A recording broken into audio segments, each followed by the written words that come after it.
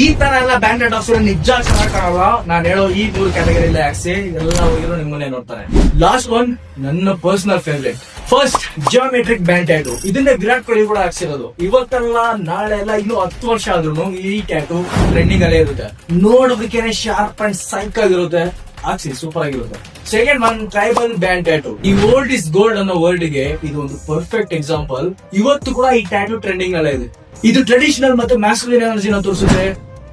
ಎಲ್ಲ ಹುಡುಗಿರು ನಿಮ್ಮನ್ನೇ ನೋಡ್ತಾರೆ. Third one icon with solid band tattoo. Currently ಇದು ಕೂಡ ಟ್ರೆಂಡಿಂಗ್ ಆಗಿದೆ. ನಮ್ಮಂತ ಡಾರ್ಕ್ ಸ್ಕಿನ್ ಇರುವಂತ ವ್ಯಕ್ತಿಗಳಿಗೆ ಇದೊಂದು ಬೆಸ್ಟ್ ಆಗಿರೋ ಚಾಯ್ಸ್. ವೈ? ಬಿಕಾಸ್ ಡಾರ್ಕ್ ಮತ್ತೆ ಬೋಲ್ಡ್ ಆಗಿ ಟ್ಯಾಟೂ ಎದ್ದು ಕಾಣುತ್ತೆ. ಅದಕ್ಕೆ ಇದು ನಂಗೂ ಕೂಡ ಇಷ್ಟ. ನಮ್ಮ ಎಂಟೈರ್ ಪರ್ಸನಾಲಿಟಿನ ಜಸ್ಟ್ ಒಂದೇ ಒಂದು ಐಕಾನ್ ಅಲ್ಲಿ ತೋರಿಸುತ್ತೆ.